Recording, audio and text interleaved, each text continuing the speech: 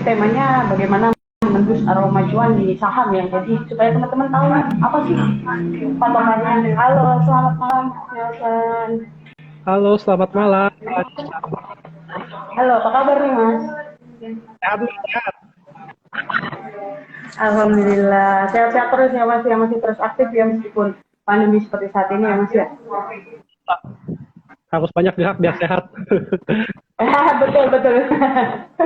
Mas, kita kan hari ini akan ngobrolin tentang gimana sih caranya mengendus aroma cuan di saham nih. Karena kan beberapa waktu terakhir ini banyak saham-saham yang tiba-tiba tuh naik gitu.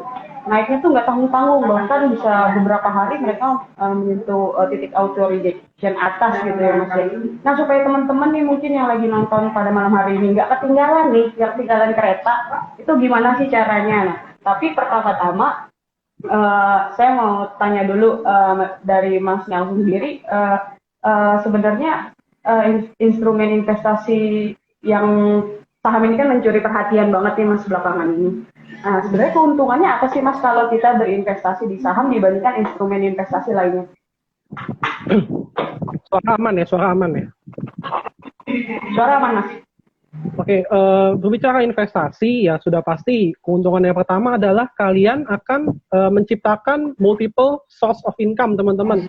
Jadi kalau misalkan teman-teman ini sebagai karyawan gitu kan dan butuh income tambahan, mungkin investasi itu bisa jadi salah satu pilihan teman-teman buat mendapatkan income tambahan. Nah, kemudian yang kedua, kenapa saham itu bisa jadi instrumen investasi pilihan? Pertama, kita tahu dari tahun 1999. Halo Mas Nelson.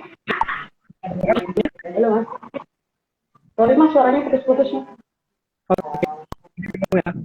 Jadi yang kedua, secara historical dari tahun 1999 hingga tahun 2019, ya ternyata IHSG ini bertumbuh dengan rata-rata pertumbuhan 16 sampai 17% dalam tahun. Halo Mas Nelson. Maaf Mas, suaranya putus-putus. Putus-putus ya? Saya putus-putus ya? Iya Mas. Nyala lagi parah nih. Mohon maaf Mas. Iya betul sih, memang lagi kurang baik nih dari kemarin. Ya halo. Udah. Masih putus-putus nih Mas. Masih putus-putus. Ya. Iya. Coba saya coba ganti wifi dulu ya. Sebentar. Baik, silakan Mas. Oke, jadi buat teman-teman yang mau nanya-nanya seputar saham ke Mas Nelson bisa nih disampaikan di kolom komentar. Nanti saya akan bacakan dan saya akan sampaikan ke Mas Nelson. Mungkin nanti Mas Nelson akan membantu menjawab. Kita masih menunggu sambungan dari Mas Nelson lagi karena tadi mungkin kurang baik sinyalnya. Jadi kita coba lagi. Halo Mas Nelson. Iya halo, cek. Gimana suaranya? Ya, udah lebih baik Mas. Ya, oke, lebih baik ya. Silakan Mas. Ya, jadi yang pertama tadi otomatis teman-teman akan punya income tambahan yang lain teman-teman selain teman-teman bekerja. Ya. Kemudian itu dari tahun 1999 hingga tahun 2019 ternyata dengan rata 17% pada tahun loh. Ya, atau di rata-rata itu setara dengan deposito teman-teman. Ya.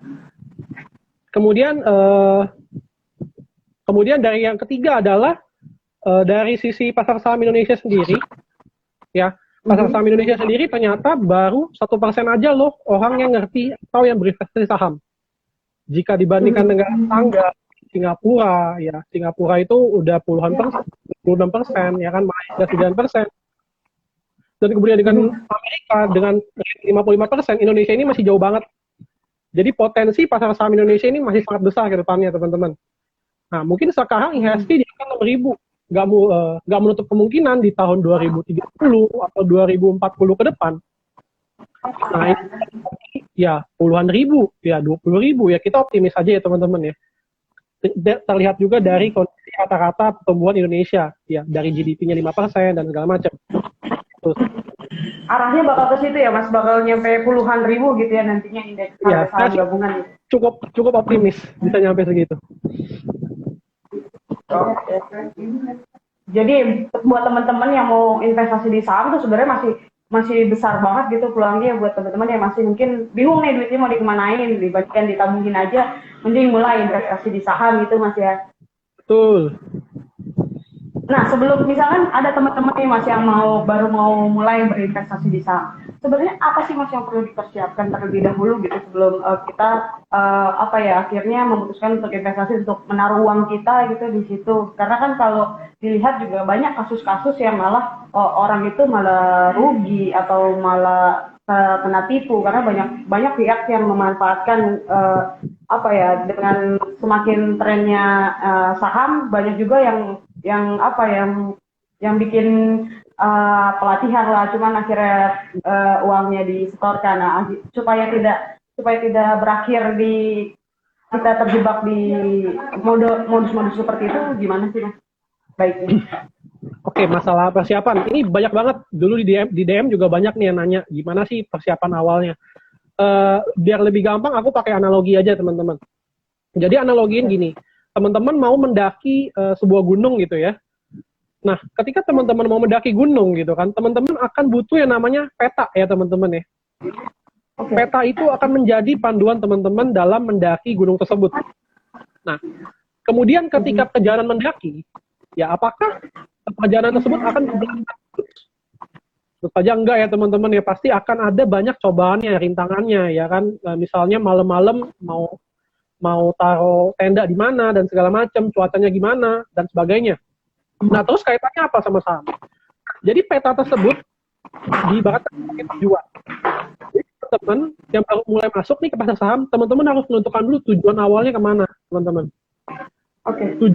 Tujuannya udah pasti mau cuan dong, ya kan? Setuju ya? Tujuannya pasti mau cuan. Nah, tapi dalam cuan tersebut akan bagi menjadi dua, teman-teman. Apakah teman-teman mau cuan secara aktif atau cuan secara pasif? Atau mendapatkan aktif income atau mendapatkan pasif income. Jadi teman-teman mau jadi trader atau jadi investor. Kalau trader dia akan mendapatkan aktif income. Kalau investor teman-teman mendapatkan pasif income tentunya ya. Nah kemudian setelah teman-teman tujuannya, teman selanjutnya adalah belajar teman-teman. Nah jadi sama nih, misalkan ketika kita mau ya, kita pasti akan kuliah dulu, mempersiapkan ilmu untuk perjalanan.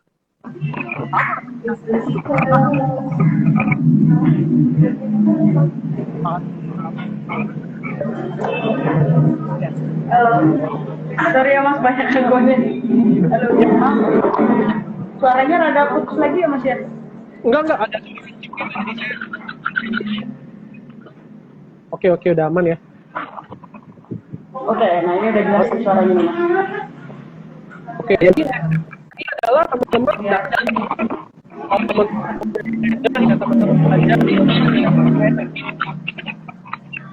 Kalau teman-teman mau jadi investor, teman-teman belajar ilmu yang berkaitan sama investor, membaca perkembangan dan segala macam.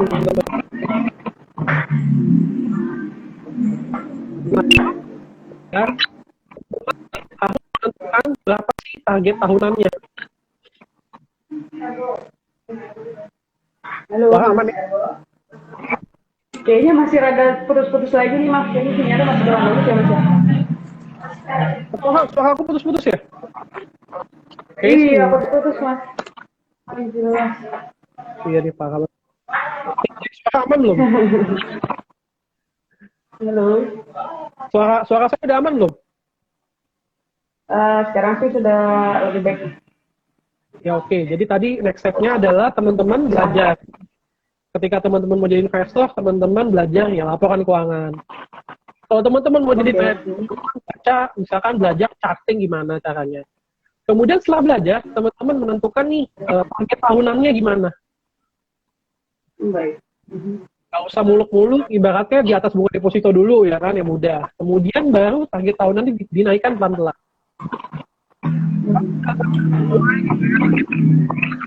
Teman-teman evaluasi. Halo mas. Ya halo. Maaf mas, putus-putus lagi ya. Ya sebentar ya.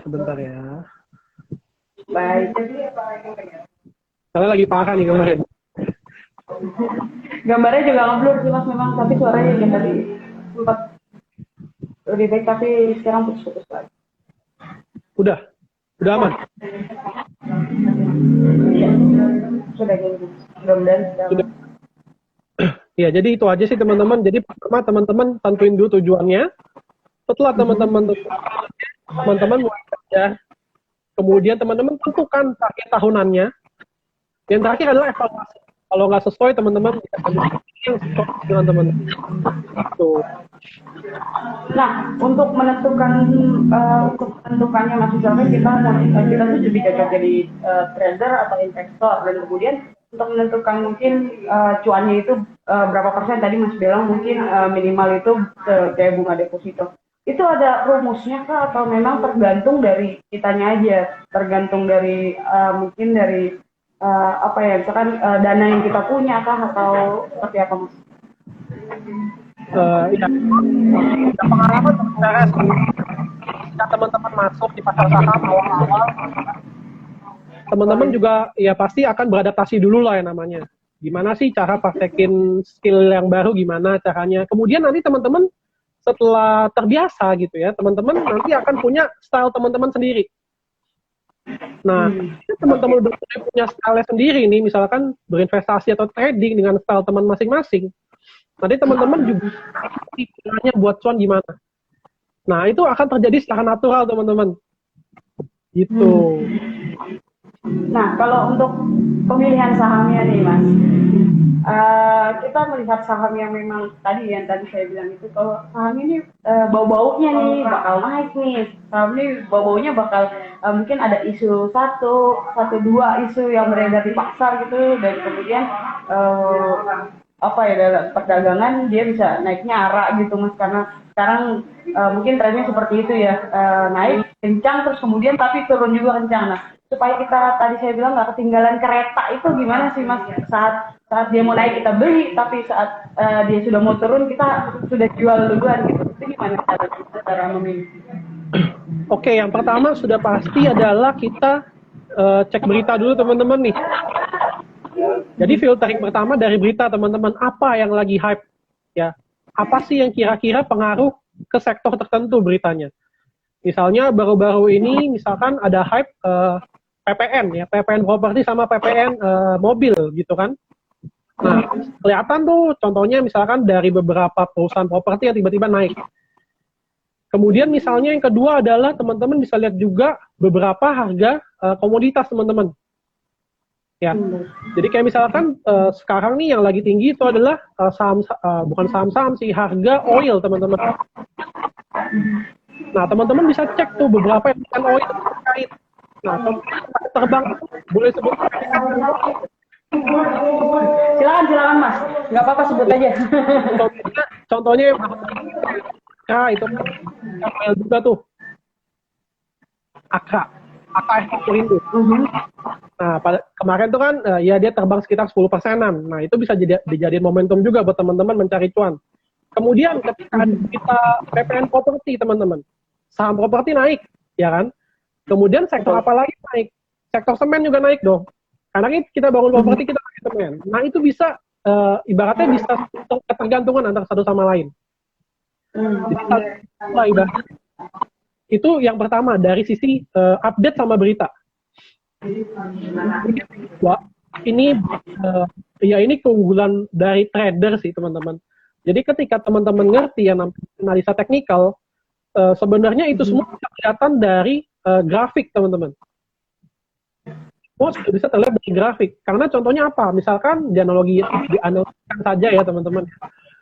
Ketika teman-teman kerja di salah satu perusahaan gitu. Kemudian di perusahaan tersebut, misalkan bosnya bilang merger sama perusahaan X gitu lah. Atau mau akuisisi perusahaan X. Nah, ketika teman-teman tahu gitu ya, dan kemudian teman-teman investasi saham gitu kan, ya teman-teman sudah pasti, ya nggak usah bilang-bilang bos, teman-teman beli perusahaan tersebut lah ya. Karena kan teman-teman bahwa perusahaan akan menjadi besar ke depannya. Kemudian yang beli, apa cuma teman-teman aja? Bisa aja bos teman beli juga dong. Betul. Kemudian ada pihak big one. Nah, ketika mereka membeli saham, itu kan pakai duit ya, pakai duit. Ketika mereka melakukan pembelian, secara langsung akan kelihatan tuh dari volumenya. Setuju ya? Dari transaksinya, siapa yang ngebeli, itu kan kelihatan juga. Jadi secara nggak langsung, dari chart atau grafik itu sudah kelihatan, teman-teman. Cuma teman-teman butuh saja. Gitu.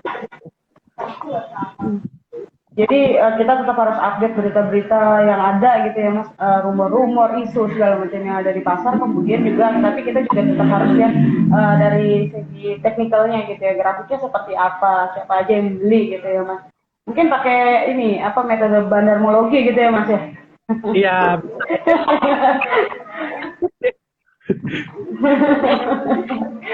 Jadi ngikutin bandar ya, bandar kemana diikutin gitu ya Mas. Tapi kan sekarang bursa kan juga mau apa ya, mau menghapuskan yang terkait kode brokernya itu akan dihapuskan. Nah, dari Mas Nelson sendiri tanggapannya seperti apa nih Mas? Oke, sebenarnya kalau sama-sama ditutupin ya, maksudnya sama-sama ditutupin adalah dari sisi retail sama bandar itu ditutup, itu sebenarnya bahaya. Kenapa bahaya? Karena ya bandar tahu bandar ini ngapain. Nangkep ya? Jadi kerjasama ke bandar tersebut. Ketika ditutup kode brokernya gitu ya, misalkan bandar B kerjasama mau ngebeli saham tersebut lah ya, taunya bandar A beli, bandar B jual. Itu kelihatan. Kelihatan kan? Karena bisa aja ya, namanya duit gitu ya, setiap orang sisi kelompok masing-masing lah. Bandar pun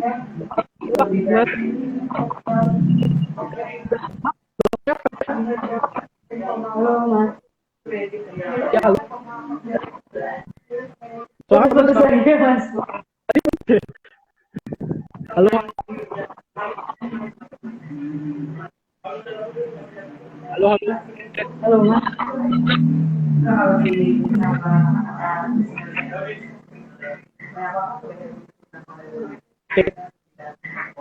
Halo. Bisa apa?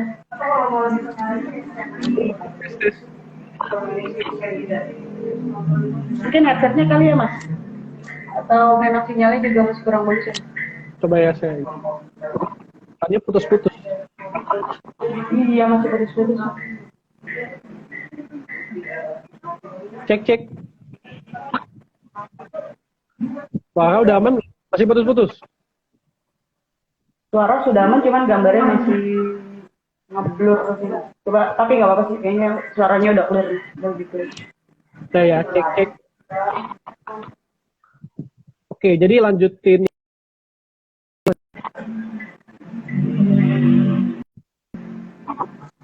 Masih nih Mas, kayaknya sinyalnya ya. Iya, nggak tahu nih kenapa. Sinyalnya lagi kurang bagus ya. Halo. Iya, halo, udah belum? Sudah aman? Masih rada sedikit terputus-putus ini. Coba silakan dilanjutkan coba. Ya, saya ganti wifi lagi ya sebentar.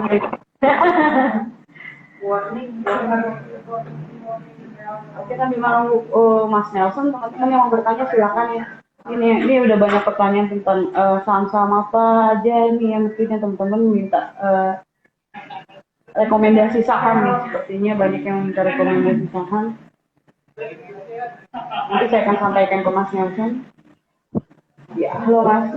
Ya, halo. Halo, ya. Halo. Cek. Ya, silakan Mas. Dilanjutkan Mas. Lanjutin yang tadi ya, teman-teman. Jadi kalau misalkan dari dua sisi ditutup, dari bandar ditutup, retail ditutup, itu fair-fair aja. Tapi gimana kalau bursa menutupnya cuma dari retail doang nih? Nah, itu justru yang agak kurang fair, teman-teman. Ya, karena bandar bergerak, tapi retail yang nggak tahu. Ini terutama akan menjadi berdampak signifikan ketika teman-teman melakukan day trader atau scalper ya, teman-teman. Karena data broker baru akan diberikan di penutupan. Penutupan market. Iya, dan sedangkan bandar itu ya bebas dia besok ganti broker apa itu bebas teman-teman. Jadi ya lebih susah di track secara bandarmologinya gitu sih. Betul. Jadi nggak transparan ya mas lebih tepatnya ya dengan dihapusnya kode broker ini mungkin ya Mas, ya, buat pasar.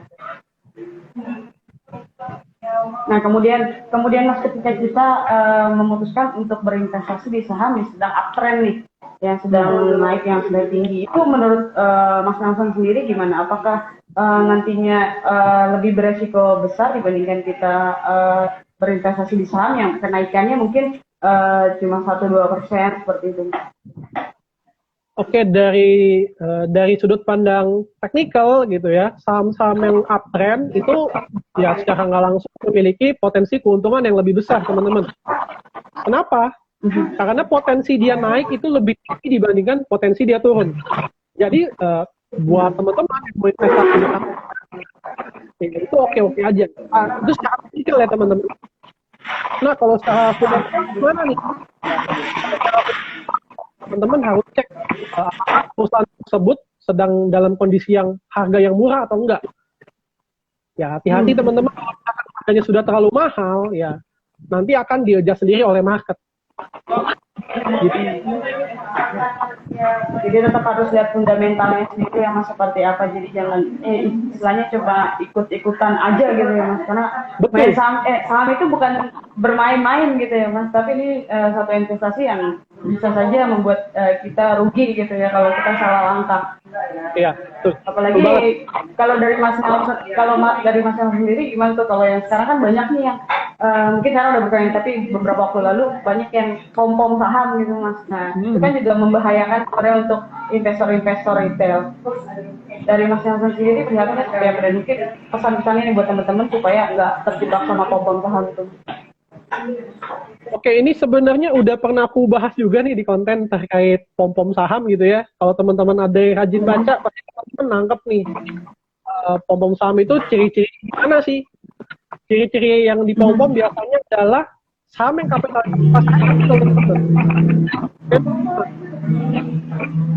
Kemudian, suara sudah aman? Tadi putus-putus. Ya. Cek suara udah aman belum? Ya, silakan. Ya, jadi ciri-ciri yang pertama adalah saham yang di pom-pom itu adalah saham yang punya kapitalisasi pasar yang kecil, teman-teman. Kemudian yang kedua, biasanya si pom dia tidak memiliki untuk merekomendasikan saham tersebut, teman-teman. Jadi ketika dia pom-pom gitu kan, dia ya tidak beli aja. Ya, itu mungkin ya beberapa belakangan terjadi ya di bulan Januari kemarin kalau nggak salah. Itu EH-EH-nya yang tiba-tiba nongol. Ya entah dari mana dia tiba-tiba bisa nyebut satu kode emiten tertentu tanpa dasar analisa yang jelas gitu kan. Hingga akhirnya ya pihak OJK dan bursa juga pemanggil. Nah, itu merugikan banyak pihak ya teman-teman, termasuk reputasi si influencer sendiri, teman-teman. Kemudian ciri-ciri ketiga itu tinggi banget. Misalnya harga sekarang 500 gitu ya. Terus udah gitu dia bilang ini bisa nyampe ke 1000. Wah, itu tinggi banget. Itu teman-teman berandai-andai kalau gua untung 100% gimana? Padahal nyatanya sampai segitu, toh dia jual di tengah jalan gitu kan. Dia 20% aja udah jual. Tapi ternyata teman-teman ngarep bisa 100%. Ya.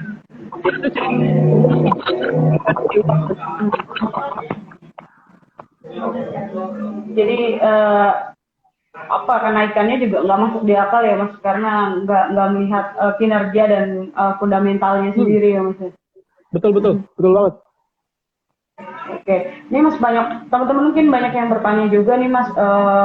Ada dari saya bacakan nih mas dari Dandi 24. Saya karyawan swasta gaji 5 juta per bulan. Menurut Koko ada rekomendasi saya untuk invest di saham. Mungkin saham apa yang cocok ketika modalnya itu 5 juta gitu mas? Oke, dengan modal ya kalau berbicara saham yang ingin ditabung ya, kita bicara sektor aja nih. Sektor yang bagus untuk ditabung di Indonesia, ya sudah pasti yang pertama adalah sektor perbankan, teman-teman. Sektor perbankan ya, itu yang pertama. Kemudian yang kedua, sektor yang safe adalah sektor consumer goods. Karena ya mau kondisi seperti apapun, ya kan, semua orang juga pasti akan butuh makan, butuh membeli kebutuhan hidup, dan segala macam. Kemudian Tapi kan kalau dilihat Mas, consumer good itu sekarang itu kan mungkin kalau dilihat pergerakan sahamnya juga dia kurang menarik gitu Mas. Kalau dari Mas Nelson sendiri, apakah ini memang untuk jangka panjang aja berarti, bukan jangka pendek? iya, benar. Dan saya jangka panjang. Ini, teman-teman, ketika teman-teman lihat misalnya saham Unilever yang listing di luar gitu ya, lihat aja pergerakan harganya dalam jangka panjang, itu naik terus teman-teman, biarpun yang naiknya pelan. Jadi teman-teman kalau misalkan kalau berkaca dari market luar gitu ya, teman-teman bisa coba perhatiin sektor consumer goods juga. Karena dalam jangka panjang itu masih oke, dan harganya ya jujur aja, harga saham consumer goods belakangan murah banget teman-teman. Bahkan bisa mencapai termurah semenjak 3 tahun terakhir atau 5 tahun terakhir gitu. Tapi sektor pilihan adalah sektor perbankan ya. Teman-teman bisa pilih misalkan Bank BRI, Bank Mandiri, Bank BCA, ya Bank BNI. Nah, ya itu 4 bank utama lah yang bisa teman-teman consider untuk tabung ke depannya. Kalau bank digital nih Mas, yang lagi rame nih kemarin bursa sibuk nih ngurusin kenaikan harga saham bank-bank kecil yang berencana jadi bank digital nih Mas. Itu gimana tuh Mas? Apanya gimana nih prospeknya? Ya, prospeknya juga, tapi kan beberapa saham juga memang sudah kena ARB juga ya Mas. Kira-kira apakah memang masih prospektif apa gimana Mas? Kalau saya sih ya, kalau saya ngelihat secara grafik gitu ya, dilihat dari grafiknya aja nih, ya beberapa bank digital itu sudah bubble lah ibaratnya. Ya udah. Boleh disebut aja nggak sih Mas? Jangan, nanti saya ditangkap. Siap. Ya, jadi mulai beberapa bank digital itu udah mulai bubble teman-teman, karena kenaikannya luar biasa.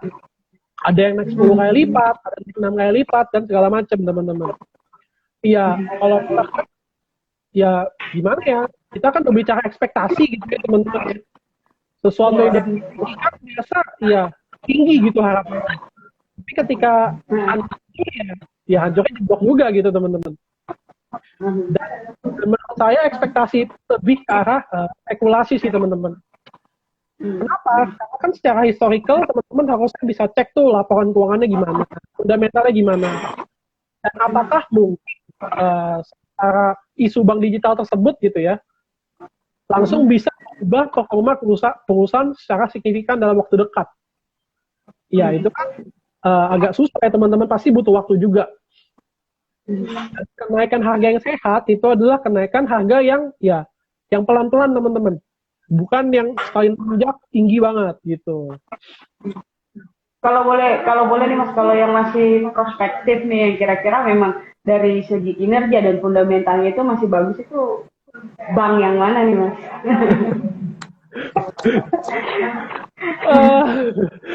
Jujur saya nggak ngikutin saham digital. Saya cuma saham digital. Saya nggak berharap untuk investasi di sana karena saya orangnya lebih safety. Ada yang nanya juga nih Mas dari Ahmad Said, kalau BBHI gimana kok? Karena kan kalau dilihat kan pemiliknya juga konglomerasi nih Mas ya, Errol Tanjung. Nah, kira-kira kalau BBHI ini masih potensialkah untuk dibeli atau gimana nih Mas? BBHI bisa buat copet-copet aja lah, nggak nyampe kayak. Saya nggak nyaranin untuk investasi di sana lah, karena ya jujur masih banyak bagus yang berprospek untuk diinvestasikan ke depannya. Yang masih prospektif sendiri boleh disebut nggak Mas? Kira-kira saham perusahaan apa dan kode sahamnya atau mungkin satu aja ya, mungkin saya ada investasi di salah satu properti industrial teman-teman. Ya mungkin teman-teman tahu dengan kode saham yang terbaik lah nama lainnya.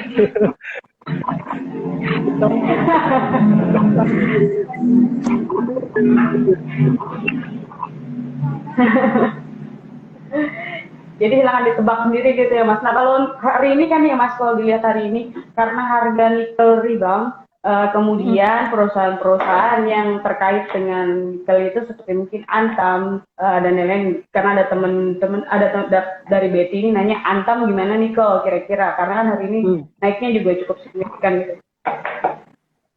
Nah, Antam sendiri jujur, saya udah watchlist beberapa waktu lalu ya teman-teman ya. Nah, jadi secara chart ya, pada saat di angka 2.200 kemarin itu merupakan ya support kuat Antam teman-teman.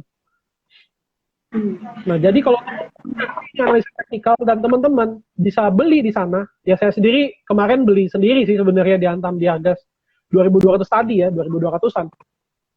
Iya, karena dari segi chart udah bagus, saya masuk, ya akhirnya harga nikel rebound, Antam juga ikutan.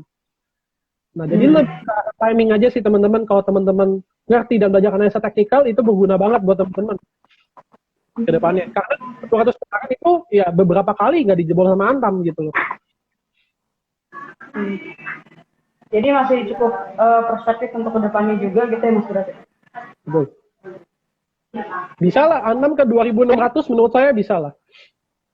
Oh 2.600 itu dalam waktu berapa lama Mas? 1 tahun ini kah atau jangka pendek?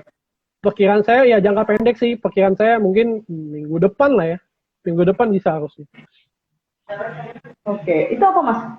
Triggernya apa yang menyebabkan Antam bisa naik ke 2.600?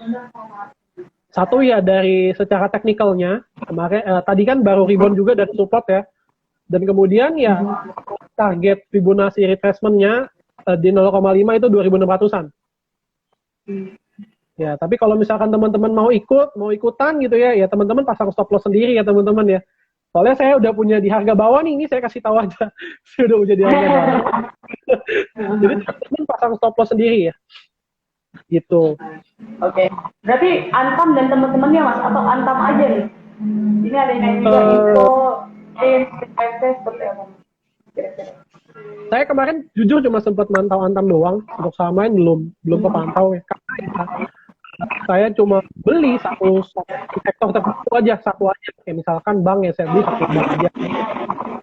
Nikel saya beli satu perusahaan aja Antam gitu kan. Kalau misalkan batu bara saya juga beli satu aja. Jadi saya nggak mantau banyak sih teman-teman. Nah, kalau batu baranya apa nih Mas? Untuk apa nih? Untuk investasi atau gimana? Ya, untuk investasi dan mungkin untuk trading. Iya, batubara juga hari ini rebound cukup tinggi ya, kayak Doit, ya kan, ada PTPA. Nah, saya lewat. Jujur tadi cuma sempat nyopet aja, nyopet bandarnya dikit-dikit. Oh, bandarnya. Ya untuk investasi mungkin karena pembagian ya teman-teman bisa pilih loh sektor coal yang bagi dividennya yang gede, ya lumayan. Okay. Bisa dapat dividen belasan persen gitu ya dari sektor coal, ya lumayan, uang gratis. Betul, jadi yang mau bagi dividen bisa nih diincar ya sama teman-teman ya. Cuman kalau kondisi seperti ini Mas, beberapa kemarin juga sudah roll dan kemudian memutuskan untuk tidak bagi dividen karena kondisinya. Apakah masih terbuka lebar kesempatan untuk mendapatkan dividen itu? Baik lagi ya ke fundamental perusahaan tersebut, ya kita bisa cek ke masa lalunya, apakah perusahaan tersebut emang tipe yang rajin bagi dividen atau enggak. Contohnya misalkan PTBA, PTBA ya secara track record dia bagi dividen terus nih. Secara fundamental juga perusahaannya kuat gitu ya teman-teman. Nah jadi ya teman-teman bisa lihat secara track recordnya gimana, apakah dia tipe yang rajin bagi dividen atau ya dividennya musiman aja. Baik, jadi bisa dilihat dari track recordnya sendiri ya seperti apa. Dan kemudian Mas, kalau saya lihat kan hari ini juga saham-sahamnya keluarga Bakri, karena MDIA, kalau nggak salah yang MDIA sama FIFA itu tadi juga sempat naik. Nah dari Mas sendiri, menurut Mas itu seperti apa Mas? Karena kan Tahu saya dia sedang mau menjual saham Intermedia ke perusahaan asing untuk membayarkan utangnya. Tapi pada hari ini malah sahamnya tuh malah naik, Mas. Itu gimana tuh? Eh,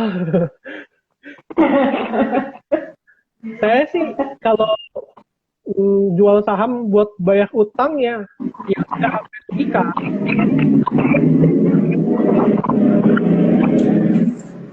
Halo, Mas. Iya halo, tadi ada suara motor lagi kenceng banget.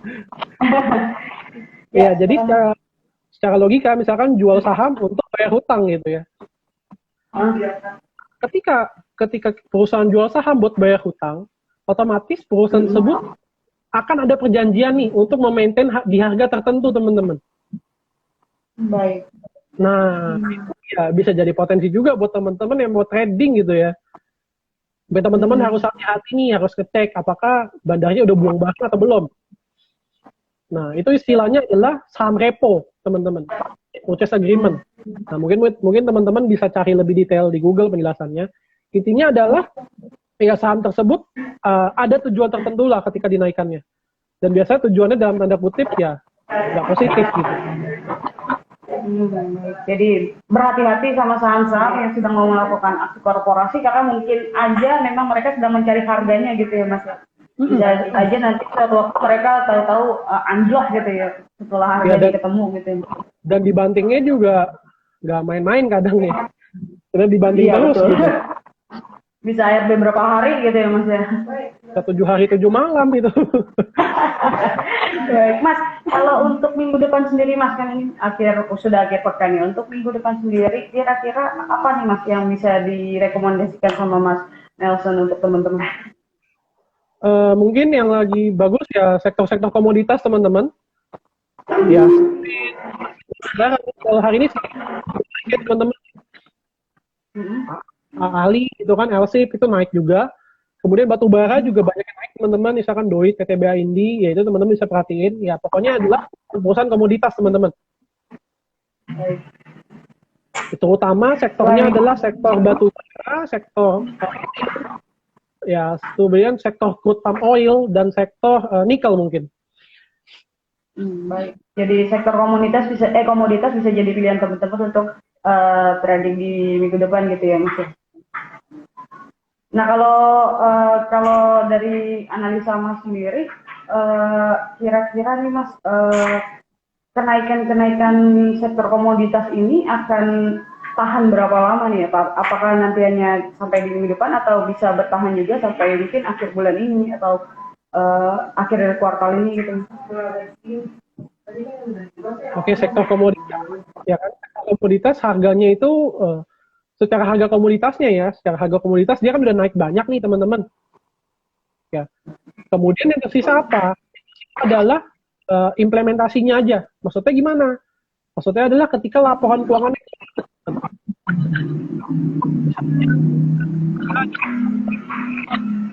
50 atau 60 gitu, saya lupa, di bulan Desember dia sudah naik ke angka 80 sekarang. Ya, batu bara ya. Kemudian gimana kinerjanya? Apakah sesuai ekspektasi atau enggak?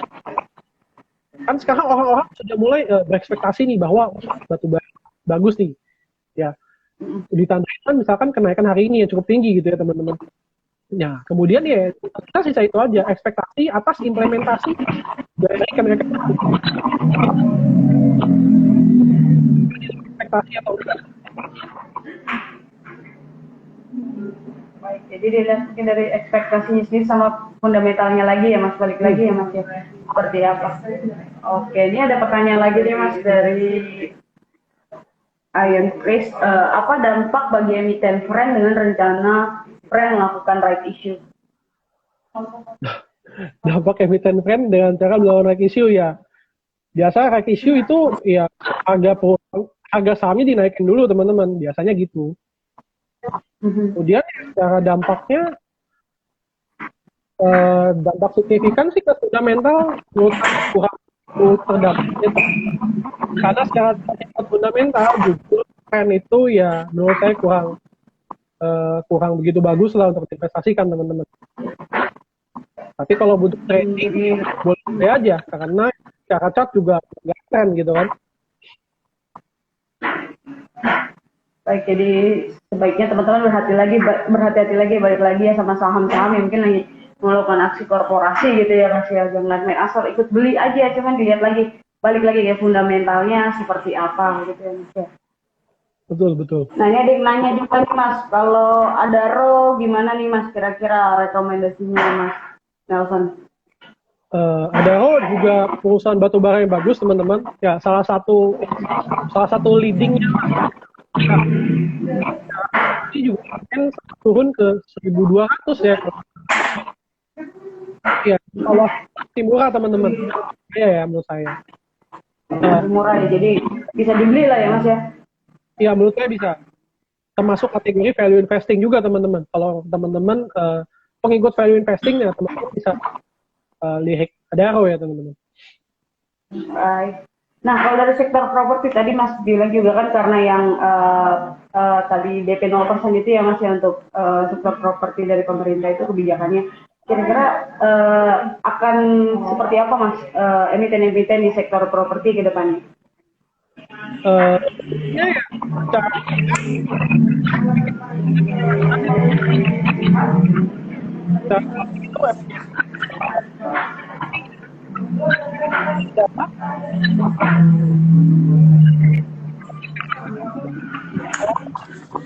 ya setahu berita yang saya baca. Halo, cek Ya, aman, suara aman ya?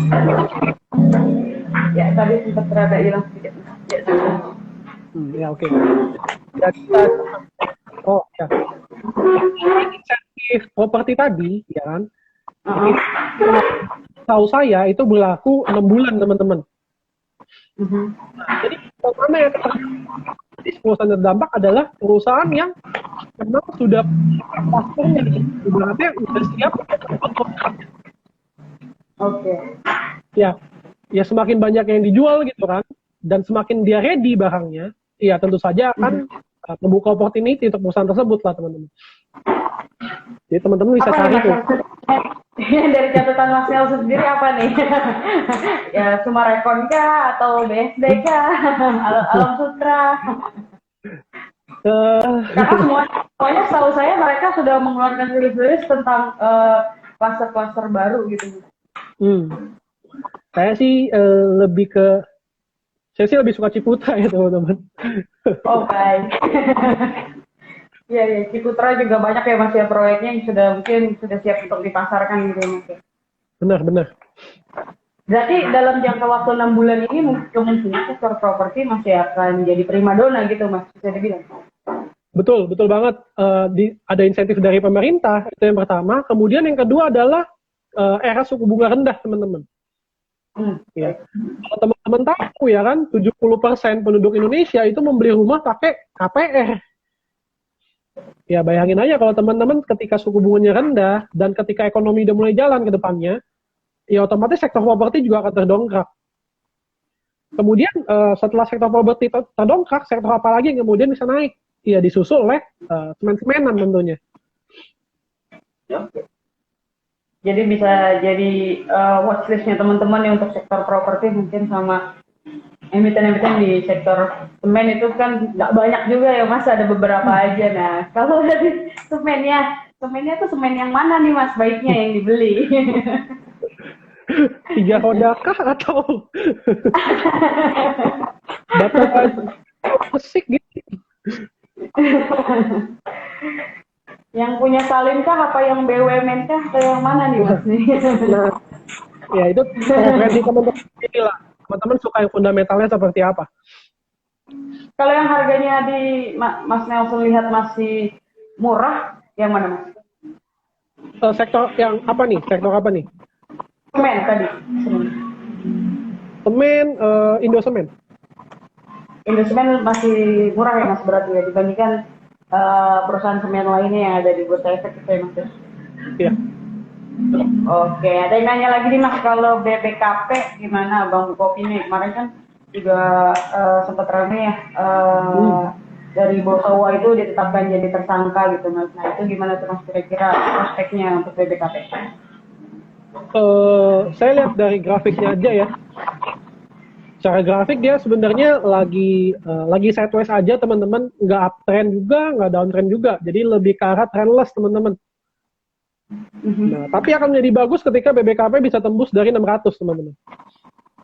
Nah, itu bisa rally lagi tuh, bisa rally lagi. Ketika tembus 600, sekarang kalau nggak salah masih 580 ya, tahu saya ya. Jadi kalau teman-teman udah cek nih BBKP udah di atas 600, silakanlah itu bisa jadi potensial untuk dibeli gitu ya Mas ya. Betul, betul. Oke, ada yang nanya lagi Mas, kalau Harum Energi gimana? Iya, Harum kaitannya sama nikel ya teman-teman. Ya balik lagi ketika nikelnya naik, ya sektornya juga naik gitu kan, ditandai hari ini misalkan Antam, Inco, Tins, Harum naik, cuma tinggal ngadu-ngaduan aja siapa yang lebih tinggi naiknya. Gitu. Tapi mungkin sama Antam kayaknya sih. Saya lihat ya. Dan naiknya lumayan cukup tinggi lah dari sektor nikel. Ya. Dan masih bisa berlanjut di minggu depan gitu ya tadi Mas bilang juga. Kemudian ada pertanyaan lagi deh untuk bull gimana Mas? Bull lagi sideways jujurnya di angka 320-an. Tadi saya sempat mantau juga. Bakal bagus kalau dia tembus di 326 kalau nggak salah. Ada resisten cukup kuat di sana. Resisten dari posisi sideways-nya. Ketika dia tembus itu bagus, teman-teman. 326 ya kalau nggak salah. Kalau udah tembus 326 silakan nih teman-teman cepet-cepet klik tombol untuk buy-nya gitu ya Mas ya. Oke, dia ada pertanyaan lagi nih Mas. Kok kalau technical uptrend namun dia kena ARB apakah bisa rebound lagi misalnya kayak BBTN? Jawabannya bisa teman-teman. Tapi lihat dulu nih apakah misalkan secara grafik dia uptrend gitu ya. Apakah volumenya mendukung atau enggak teman-teman? Atau apakah dia uptrend tapi sedang berada di posisi volume yang lemah? Jadi kan kalau teman-teman analisa chart gitu kan, teman-teman butuh yang namanya volume.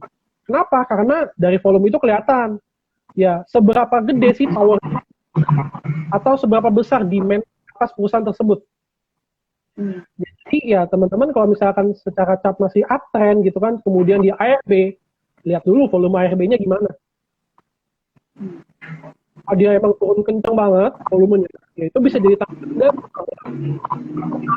bahwa perusahaan ya susah balik lagi ke titik awalnya. Ya balik lagi sih tactical memegang peran yang cukup signifikan ketika teman-teman mau entry atau exit dari saham. Ya intinya jangan selalu pasang sabuk pengaman lah teman-teman, ibaratnya kalau cut loss ya. Karena kalau pasang sabuk pengaman nanti ya, bahaya teman-teman. Jadi yang tadi Mas Nelson juga bilang harus ada targetnya gitu ya Mas ketika kita mulai berinvestasi di saham. Berapa kenaikan yang kita capai dan berapa kira-kira penurunan yang masih bisa kita toleransi gitu ya Mas ya? Benar banget, dan penurunannya itu ya beda tiap orang kan.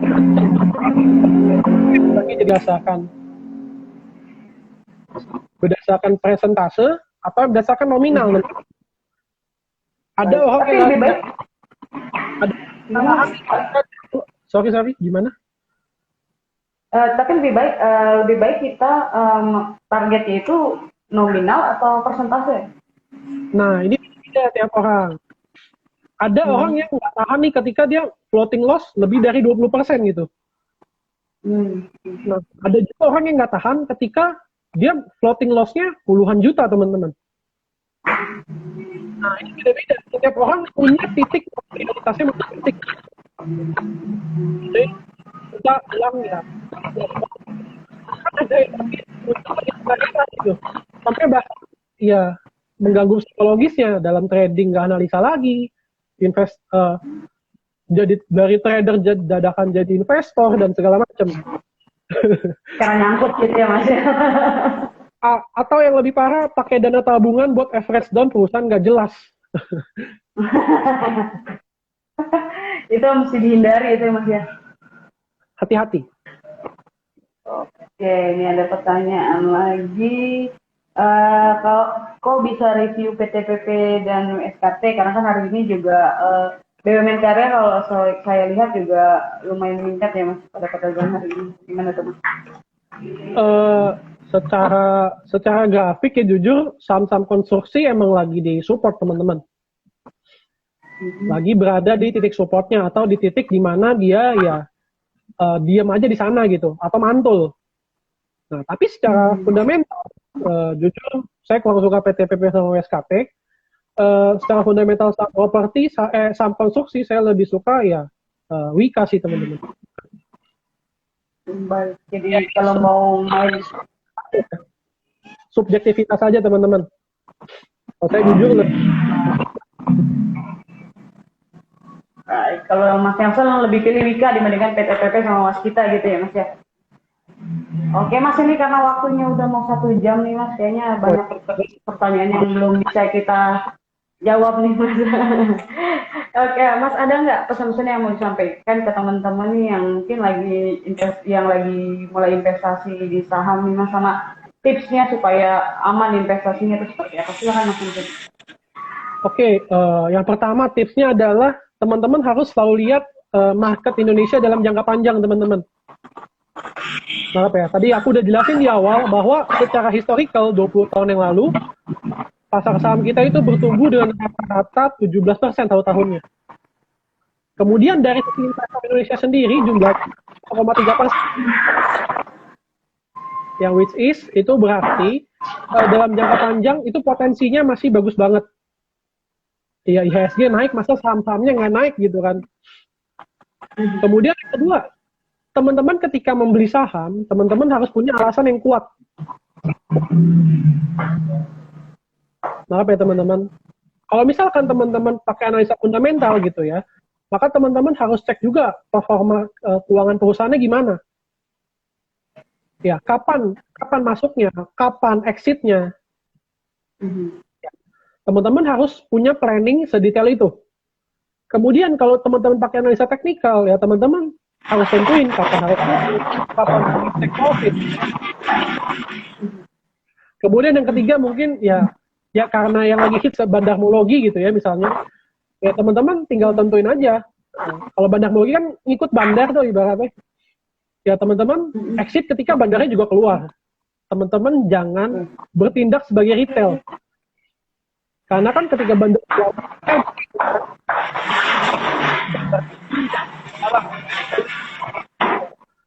kemudian yang ketiga adalah teman-teman harus selalu belajar dalam jangka panjang teman-teman.